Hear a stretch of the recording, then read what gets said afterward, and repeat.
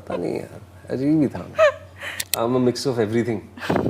Yeah, I'm nervous, I'm excited, I fall short of words. I just hope everything just sort of nicely. Yeah. So what was your first reaction? Jumping, or were you like overwhelmed? I was overwhelmed. Yeah. Very overwhelmed. I'm sure. एक बार तो shooting देखने गए थे हम कौन सी? School से, मुझे film का नाम याद नहीं है। संजय दत्त शूट कर रहे थे वर्सोवा विलेज में। मैं वर्सोवा में रहा हूँ, पला बड़ा हूँ, और मेरा स्कूल भी वर्सोवा में ही है। तो हमें पता था कि संजय दत्त शूट कर रहे हैं वहाँ पे, तो हम स्कूल बंक करके शूटिंग देखने गए थे यूनिफॉर्म में। और फिर बाद में पिटाई भी हुई हमारी। ओहो, what days, no?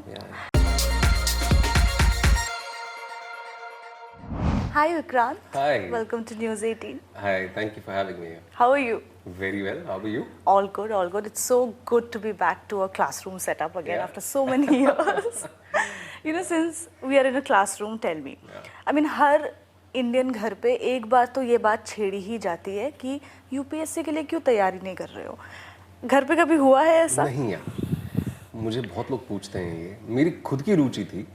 हाँ. At much later in life, I had already started working, और फिर दोस्तों यारों की वजह से, and because of work when I traveled up north, especially, तो वहाँ मुझे पता चला कि यार ये यूपीएससी क्या चीज़ है। But a lot of it also depends आपके घर के माहौल पे, because मेरे घर पे कोई सरकारी नौकर था नहीं, तो प्राइवेट में ही काम करते थे। मेरी पूरी फैमिली में सभी प्राइवेट में काम करते थे। तो कई बार ऐसे होता है कि अगर आपके फादर या मदर सरकारी नौकर हैं तो वो एक घर का कल्चर बन जाता है। आसपास जो सोसाइटी का माहौल होता है जहाँ पर रहते हैं, तो वैसा मेरे आसपास था नहीं। पढ़ाई का भी प्रेशर ऐसे कभी था नहीं। My parents were very lenient. They were like कि ठीक है, ग्रेजुएशन तो करना ज़रूरी है। एक बेसिक मिडिल क्लास फैमिली का जो माइंडसेट होता है कि ग्रेजुएशन कर लो, डिग्री ले लो, एक डिग्री ले लो, ताकि कल को नौकरी मिल जाए ढंग की। तुम्हें एक्टिंग करनी है, तुम्हें नाचना है, तुम्हें जो करना है वो तुम करते रहना, लेकिन ग्रेजुएशन कंप्लीट करो। बट या यूपीएससी के बारे में हमें इतनी जानकारी ही नहीं थी।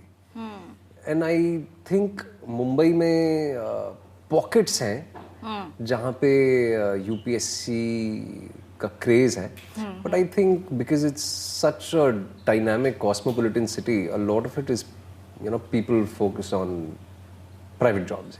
Right. Yeah. That's true. Let's talk about Vidhu Vinod Chopra, sir. Yeah. You know, the perception that we as outsiders have of him is that he's very strict, he's very brutally honest. That's true. That he's is right. very brutally honest. Yeah. Also, I've heard that he can be quite a taskmaster on set. How was your experience? I agree with everything that you're saying. He's a taskmaster. His standards of good are very high. Because general standards of good are very low. And he's not strict. I wouldn't call him strict. I think he's equally fun. I think when you sit with him and chit chat with him, I think he has the most infectious laughter. But if I am to put it in any other way, he's like a child. He will call a spade a spade. Yeah. और लोग कहते हैं कि वो बड़े strict हैं, right, brutally honest हैं। वो इसीलिए है क्योंकि उनमें सच्चाई सुनने की क्षमता नहीं होती। मेरे साथ ऐसा नहीं रहा। I think we complemented each other really well as actor director, and as people also we get along really really well. He is definitely someone who's added so much of value in my life. That's not just as an actor director. As a person. I know him long enough to sort of know the kind of person he is. So in a room when he's called a spade, वो आपकी capacity पे depend करता है कि आप सच्चाई सुनने की कितनी क्षमता रखते हैं। और अगर नहीं रखते हैं तो आप फिर बाहर जाके कहते हैं कि अरे बड़े स्ट्रिक्ट है। बट वो आपके अच्छे के लिए ही होता है। Most of it is for your own good. Right. You know, you just said that you have been knowing him for a long time now, Vidhu Vinod sir. What took you guys so long to come together for a film? I don't know. I really don't know. But I think I'm glad we did. I think we've come together for the right film. And better late than never, at least, na. Absolutely. और मैं late भी नहीं कहूँगा। वो I think it's happened just at the right time. He walked into my life. अगर मैं अपने point of view से देखूं तो वो मेरे जीवन में बिल्कुल सही टाइम पे आए एंड या I am really glad, I am really happy, really really happy. That's nice. Vikrant, I think what also stands out about the trailer is that I have heard that you actually shot in real locations with real students. Now that's something that doesn't happen every day. I mean, I have stayed in that part of the city. I know how. Oh, you lived in Mukherjee Nagar? Quite close to that. Oh. Yeah, in North Delhi. And I know, you know, the grind, the hustle in Mukherjee Nagar. It's like a whole new world. एक अलग ही ecosystem है वो. है ना? Vikrant, you as an actor, when you interacted with that crowd, you stayed there for such a long time to shoot. What was really going on in your mind? It's like ऐसा लगा कि reality check मिला कि you know life is not so easy. काफ़ी चीज़ों को लेके reality check मिला, but I fortunately have lived that life of everyday struggle, and I have retained aspects of it. Not that I try to. I think वो एक naturally मेरे और मेरी family में की है कि we've retained where we come from, you know. So entirely shock नहीं था, but कुछ चीज़ों को देख के एक it was a jolt, you know. When you see students, जो हमने ट्रेलर में भी कहा है कि अगर एक एनालॉजी के तौर पे कहना हो कि लगभग 2 लाख हिंदी मीडियम के बच्चे यूपीएससी के लिए तैयार होते हैं, लेकिन हिंदी मीडियम में से कुछ 25, 30, 35, 40 ही सिलेक्ट होते हैं. बाकी जितने लोग होते हैं 1,99,970 वो रीस्टार्ट करते हैं. तो वो जो रीस्टार्ट करने की कैपेसिटी उनकी होती है. I've met people who've been there for 7, 8 years. I've even met people who have finished their entire quota of attempts and could not become an officer, but have dedicated their life to students there. वो वहाँ पे coaching देते हैं. Coaching देते हैं. तो एक अलग ही इकोसिस्टम है, as I said. You know, reality check बहुत चीज़ों को लेके भी था, but बहुत सारी चीज़ों के साथ, you know, reconciliation भी था. Right, right. बहुत सारी चीज़ों को लेके मुझे बहुत सारी चीज़ों को लेके क्लोजर भी मिला वहाँ पे. क्योंकि होती हैं बहुत सारी चीज़ें होती हैं आपके मन में. आपका वर्ल्ड व्यू होता है, आपका एक स्ट्रगल का डेफिनेशन होता है, सक्सेस का भी एक डेफिनेशन होता है. तो वो वक्त दर वक्त बदलता रहता है. और काफ़ी सब्जेक्टिव भी है. काफ़ी सब्जेक्टिव चीज़ है. Yes, absolutely. You said it. Yeah. Tell me something. Were you a good student? I was a good student, but I was also a very lazy student. मैं मार पड़ती थी कभी? बहुत. स्कूल में. Okay. स्कूल के दौरान तो मतलब वो ढीठ बच्चे नहीं कहते हैं, ढीठ जिनको मतलब पिटाई के बिना समझ नहीं आएगा. तो वैसा था मैं. और I was a good student, average, above average side, but I was also very lazy. तो मैं एग्जाम में उतना ही अटेम्प्ट करता था जितना मुझे पता था कि हाँ मतलब 10, 15, 20 ऊपर नीचे वो पास तो हो जाऊंगा. वो पास होने के लिए मैं एग्जाम देता था. पता नहीं यार, अजीब ही था. Okay, so you know, I was reading one of your interviews, Vikrant. You said that I wish I had a longer student life. Yeah. You had to. I think you started working. I started once working. you were in college. Yeah. Did you ever, after became a full-fledged actor, कभी लगा कि can I go back to my studies? बिल्कुल. What were you studying, if I may ask? I was an art student in my senior college. Okay. ठीक है. तो economics से मैंने pass out किया है. You have to specialize in one subject. Masters तो बहुत दूर की बात है. सेकेंड ईयर सीनियर कॉलेज में मुझे रिपीट करना पड़ा क्योंकि मेरा अटेंडेंस नहीं था, मैं एग्जाम्स के लिए नहीं जा पाया था. मैं टीवी शूट कर रहा था तभी, and I was in Baroda that time. Okay. तो बार बार मतलब जब एक थोड़ी स्टेबिलिटी लाइफ में आ गई और कहीं ना कहीं एक ये वो वॉइड था कि यार कॉलेज लाइफ उतना नहीं एंजॉय कर पाए जितना करना चाहिए था. Right. या जितना एक एवरेज बंदे को मिलता है, 5 साल मिलता है. जो हमारे यहाँ पे 11th से कॉलेज शुरू रहता है मुंबई में. तो 11th to 15th जिसे कहते हैं, 3rd ईयर फाइनल ईयर जो होता है आपका. सो उतना वक्त नहीं बिता पाया मैं कॉलेज कैंपस में, या मैं बहुत ज़्यादा दोस्त भी नहीं बना पाया. मेरे जो फर्स्ट ईयर जूनियर कॉलेज के दोस्त थे वो वही आज भी मेरे दोस्त हैं. या एंड तो वो एक वॉइड था. And then I after, as I said, you know, थोड़ी लाइफ स्टेबल हो गई. आई फेल्ट कि, एंड आई न्यू कि 32 is the age limit for UPSC. And I felt कि, and this was me 28, 29. I said कि यार मैं attempt कर लूँ, लेकिन अटेम्प्ट करने के लिए फिर 1 साल मुझे देना पड़ेगा, एटलीस्ट 1 साल देना पड़ेगा. पर वो 1 साल का फिर एक्टिंग से गैप. तो I kept dabbling only in my head. वो कभी हिम्मत जुटा नहीं पाया.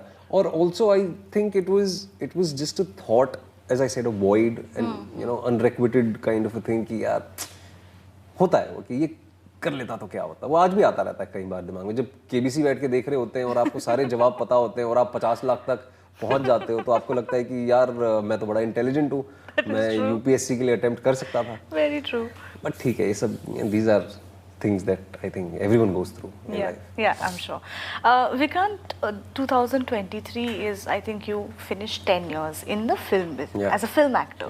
Of course, uske pehle to television was there was Lutera, of course. Have you had a chance in this one decade to take a pause and think कि what have you achieved in life or not for that matter? वो intermittently आता है, specially जब आप घर पे बैठते हैं और जब मेंटली थोड़े से एट ईज होते हैं। बट मेरे हिसाब से मैं बहुत ज़्यादा उस पर ध्यान इसीलिए नहीं देता हूँ क्योंकि my journey is actually just began as an actor. वो 10 साल एक नंबर है, वो 20 साल प्रोफेशनल एक्टर का एक नंबर लगता है मुझे बहुत कुछ करना बाकी है। And I think I am just 36. I have had the privilege of starting very young, learning very young. So I think कि assess करने की अगर बात होगी तो I think around 40s when I'll sit back and assess कि अच्छा 24-25 साल हो गए काम करके, वो एक milestone year भी होगा शायद, तो तब बैठ के करेंगे। अभी करते हैं बट लेकिन I still haven't achieved what I wanted to achieve 10 years ago. Okay. तो अभी वो भी बहुत दूर लगता है मुझे, तो समय है। Okay. जब वो मिल जाएगा तो असेस करूंगा शायद। Great.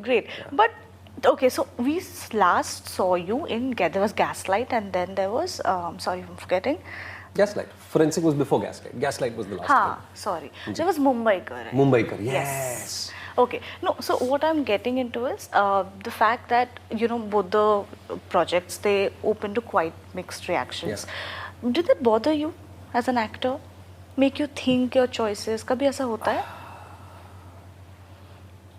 See, sometimes what tends to happen is you really need to call a spade a spade. Yeah, it does affect you sometimes, but there are times when you know that people are reacting like this because it deserves to be called out the way it is. So a lot of the things are not in your hands. So you can just do as much. Right. When you talk about mixed reactions, so there is a good spectrum towards it, there is a completely bad spectrum towards it. They're like, वो poles apart भी होते हैं, तो वो आपको you have to take it very sportingly. और कई बार वो वाजिब भी होता है, वो ज़रूरी भी होता है। Right. Also, congratulations, you're going to be a father soon. Thank you. Are you excited or nervous? I'm a mix of everything. Yeah, I'm nervous, I'm excited, I fall short of words. I just hope everything just sort of nicely. Yeah. So what was your first reaction? Jumping or were you like overwhelmed? I was overwhelmed. Yeah. Very overwhelmed. I'm sure. Okay. So, Vikrant, before we let you go, we'll do, since this is about education and, studies and all of that, we'll go back to your school/college days. And you have to be very honest. Yeah, okay? I'll try. Okay, the funniest reason you ever bunked a class for? To go and play cricket. I mean, हम लोग school bunk करके दीवार top के cricket खेलने चले जाते थे और बैट भी नहीं होता था हमारे पास। जो नारियल के पेड़ की शाख होती है उसको हम बैट बना देते, पूरे हाथ हमारे छिल जाते थे। और क्रिकेट का पता नहीं बहुत क्रेज था हम सबको। Okay. एक बार तो शूटिंग देखने गए थे हम। कौन सी? स्कूल से, मुझे फिल्म का नाम याद नहीं है। संजय दत्त शूट कर रहे थे वर्सोवा विलेज में। मैं वर्सोवा में रहा हूँ, पला बड़ा हूँ और मेरा स्कूल भी वर्सोवा में ही है। तो हमें पता था कि संजय दत्त शूट कर रहे हैं वहाँ पे, तो हम स्कूल बंक करके शूटिंग देखने गए थे यूनिफॉर्म में और फिर बाद में पिटाई भी हुई हमारी। ओहो, what days, no? Your first school crush? Oh yeah, I remember class 7th. Oh, you remember? Yeah, that's very sweet. And she's still a good friend. Oh, yeah, lovely. we're in touch, yeah. Okay. Does your wife know about her? Yeah. Okay. Your most memorable punishment. Memorable punishment. That has stayed back with you. I mean, यार वो memorable punishments भी इतनी repetitively हुआ करती थी कि वो उनकी वैल्यू भी कम हो गई। कचरा उठाया है हमने, हमें बाहर पत्थरों पे नील डाउन करवाया गया है, हमें रूलर से, डस्टर से, चप्पल से, हाथों से, बहुत मतलब मेमोरेबल क्या ही हो सकता है मतलब। नहीं, बट उस जमाने में काफी मार पड़ती थी, unlike today's times. और जो मेरे जैसे ढीठ होते थे उनको तो वाजिब तरीके से पड़ती थी। Okay. Have you ever failed a paper? Yeah. I think I was telling someone else कि मेरे 9th के preliminary exams में, मेरे 10th के preliminary exams में, boards के पहले जो आपका 10th के पहले का आपका pre-boards होते हैं, pre-boards में मैं 9 subject में से 6 में fail हो गया था मैं.